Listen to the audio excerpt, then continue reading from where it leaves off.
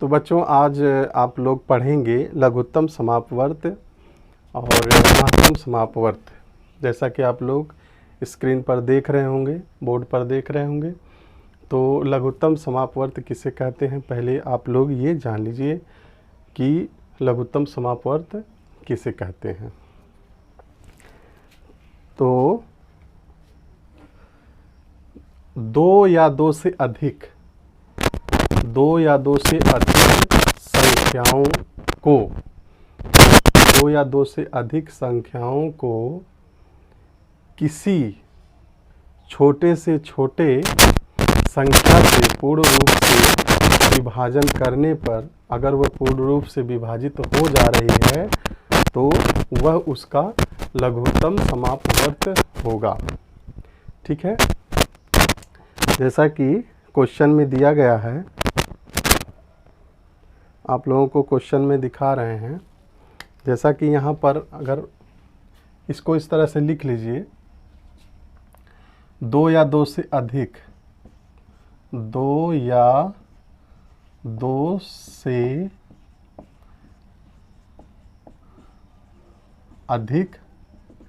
ठीक, दो या दो से अधिक संख्याओं को किसी छोटी से छोटी संख्या से पूर्ण रूप से विभाजन करने पर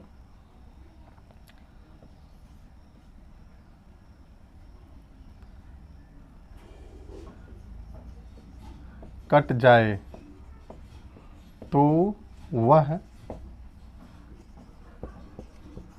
छोटी संख्या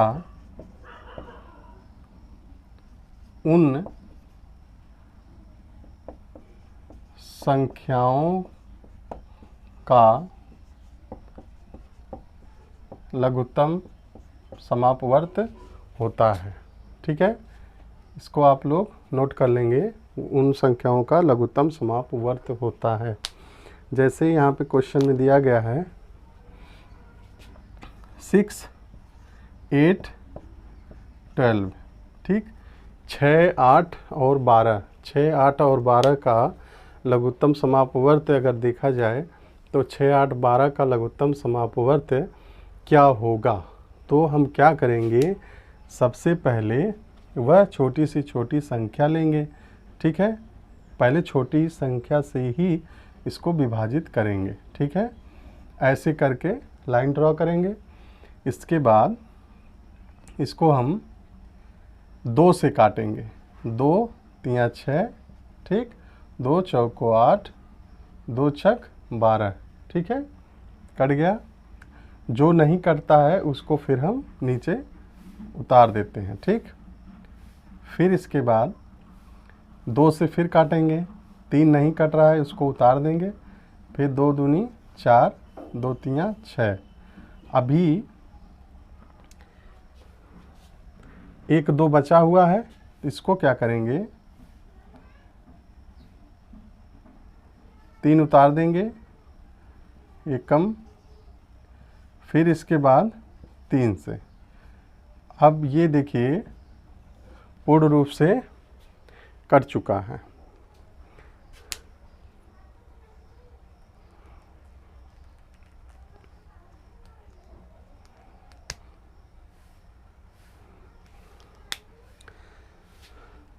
ठीक है, अभी इसको ध्यान से देख लिए, पूर्ण रूप से कट गया है। अब यहाँ पर देखेंगे कि 2 कितनी बार है, 1, 2, 3 बार है, तो 3 बार हो गया इसका। फिर गुणे 3 का है 1 बार, तो कितना हो जाएगा, 2 दूनी 4, दूनी 8, जोड़िए,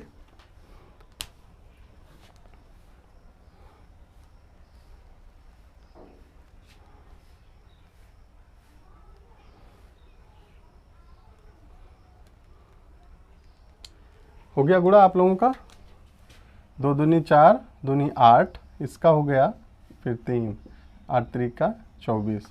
तो ये जो 24 हुआ यह है 6, 8, 12 का एलसीएम हुआ, लघुत्तम समापवर्त 6, 8, 12 का हुआ। तो आप लोग YouTube पर काफ़ी वीडियो देख रहे होंगे, वहाँ पर ये दिखा रहा होगा कि आप शॉर्टकट विधि से किस तरीके से एलसीएम निकाल सकते हैं। लेकिन बच्चों आप लोग एक चीज़ ध्यान रखिएगा कि कोई भी क्वेश्चन जब तक आप उसको ढंग से समझेंगे नहीं तब तक उसको आप हल नहीं कर सकते। हर जगह शॉर्टकट की व्यवस्था जो है सही नहीं रहती है। कभी कभी आप लोगों को अपना खुद का माइंड लगाना पड़ता है। जब तक आप अपना खुद का माइंड नहीं लगाएंगे तो शॉर्टकट व्यवस्था से आप उसको सॉल्व नहीं कर सकते। तो ये ज़रूरी है कि हम जो है पहले उस क्वेश्चन को खूब बढ़िया से समझें। जैसे कि कोई भी क्वेश्चन होता है, जब उसको हम हल करते हैं तो सबसे पहले हम क्या करते हैं कि उसको खूब ध्यान से हमको समझना चाहिए। जैसे जैसे हम उसको समझेंगे, किसी भी क्वेश्चन को कई बार जब हम पढ़ते हैं, कई बार उसको रिपीट करते हैं, तो उसमें से जो उसका आंसर होता है वह धीरे धीरे निकलता है। तो हमको समझ में आ जाता है कि इसका हल यही होता है। किसी भी चीज़ की परिभाषा अगर हमको मालूम करना है, पूछता है क्वेश्चन में कि हम किसी चीज़ की परिभाषा इस तरीके से बताना है, तो उस प्रश्न में ही उस चीज़ की परिभाषा छुपी रहती है। जैसे हम अगली क्लास में उसको बताएंगे, आप लोग ध्यान से समझिएगा। पहले आप इस क्वेश्चन को समझ लीजिए कि किस तरीके से इसको बताया गया है। इसमें आप देख रहे होंगे कि वह 2 या 2 से अधिक संख्या, जैसे मान लीजिए काफ़ी संख्या है, 2 हो गया, 8 हो गया, 12 हो गया, 6 हो गया, 9 हो गया, ऐसे ऐसे करके कई संख्या दी रहती है। तो वह संख्याओं का वह समूह है एक। अब कोई एक छोटी से छोटी संख्या होगी, उसी संख्या से ऊपर जितने भी संख्या दी गई हैं उनको भाग करने पर सभी पूर्ण रूप से कट जाएं, कोई भी शेष ना रह जाए, तो वह क्या कहलाता है, उसका लघुत्तम समापवर्त कहलाता है। ठीक है, इतना चीज़ आप लोगों को समझ में आ जाना चाहिए। आप लोग इसको कॉपी पेन पर नोट कर लीजिए। ठीक है, चलिए फिर आप लोग नोट कर चुके होंगे। अब ये जो था ये आपकी भाग विधि थी।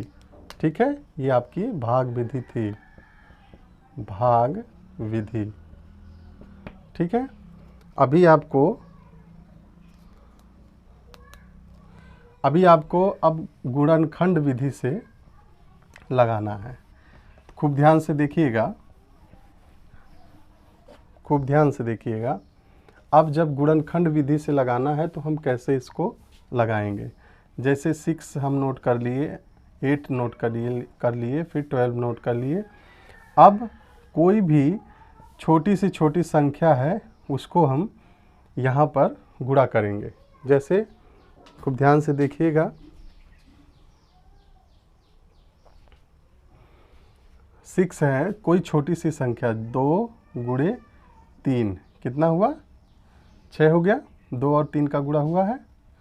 फिर 2 गुणे 2 गुणे 2, 2 दूनी 4 दूनी 8। ठीक है, इसके बाद 2 गुणे 2, 2 दूनी 4, दूनी 8, 8 नहीं, यहाँ पर आप करेंगे 2 दूनी 4 तियाँ 12। ठीक है, ये आपका हो गया, क्योंकि ये 3 बार जाएगा। अगर 1 2 और ले रहे हैं तो और भी संख्या आ जाएगी, उससे ज़्यादा आ जाएगी, 12 ही आना चाहिए। अब इसमें आप ध्यान देंगे 2 कितनी बार आया है, 1 यहाँ, 2 3 4 5 6। ठीक है, 6 बार 2 आया है, तो इसका हम जोड़ा बनाएंगे। जैसे 2 गुणे 2, 2 गुणे 2, 2 गुणे 2 गुणे 2 गुणे 2। ठीक है, 3 कितनी बार आया है, 2 बार आया है, 3 2 बार आया। अब इसका हम जोड़ा बनाएंगे, ऐसे करके जोड़ा बनाएंगे। जब जोड़ा हम बनाते हैं तो उसको हम एक ही बार लिखते हैं। जैसे 2 2 का जोड़ा बन गया तो 2 हम लिख देंगे, फिर 2 2 का 2, फिर 2, फिर 3। 3 इसलिए कि 3 केवल 2 बार ही आया तो उसका जोड़ा एक ही बार बनेगा। तो 2 दूनी 4, दूनी 8, त्रिका 24। इसका जो आंसर हो गया 24। तो इस तरीके से हम भाग विधि से, जो आप पहले निकाले थे वो भाग विधि थी, और ये जो है गुणनखंड विधि है। तो इस तरीके से हम दोनों प्रकार से हल कर सकते हैं। तो इसको आप पहले नोट कर लीजिए, और बहुत ही आसानी से इसको नोट करने के बाद आपके कॉपी पर आप इसको नोट करेंगे। इसके बाद आपके बुक में जो क्वेश्चन दिया गया होगा उससे आप जो भी क्वेश्चन होंगे उसको सॉल्व करेंगे। सॉल्व करने के बाद जहाँ पर आप लोगों को समझ में नहीं आ रहा है आप लोग कमेंट बॉक्स में ज़रूर बताइएगा, उसका सॉल्यूशन आपको बताया जाएगा। पहले आप खूब ध्यान से इसको समझ करके लिख लीजिए।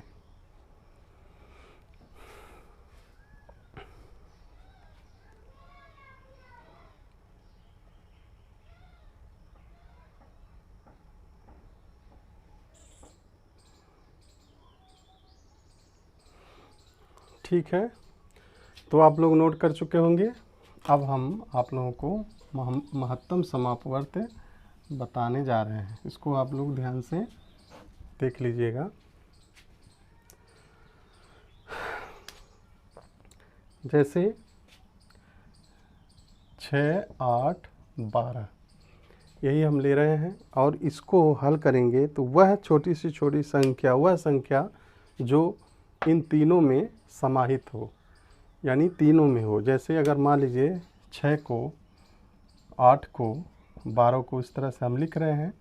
6 में करेंगे 2 गुणे 3, 6, 2 दूनी 4, दूनी 8, फिर 2 दूनी 4, 3 12। ठीक है, इसमें वह संख्या ढूंढनी है जो तीनों में हो, 6 में भी हो, 8 में भी हो, 12 में भी हो, वह संख्या ढूंढनी है। तो उसी संख्या को हम उसका महत्तम समापवर्त कहेंगे। तो इसमें ढूंढिए, 3 इसमें है, इसमें है, इसमें नहीं है, इसलिए 3 नहीं होगा। 2 जो है इसमें भी है, इसमें भी है, इसमें भी है। तो हम क्या करेंगे, इसका महत्तम समापवर्त जो है क्या हो जाएगा, 2 हो जाएगा। तो इसको हम नोट कर लेंगे और इसको आसानी से समझ लिए। अब इसको हल करने के लिए आपके पास क्वेश्चन बुक है, वहाँ से आप क्वेश्चन उठाइए और इसको सॉल्व करिए। समझिए खूब ध्यान से। समझने के बाद जहाँ पर आप लोगों को दिक्कत हो रही है उससे, तो फिर आप कमेंट बॉक्स में लिख करके बताइए यहाँ पे दिक्कत है, तो फिर से आप लोगों को बता दिया जाएगा। चलिए इसको नोट कर लीजिए।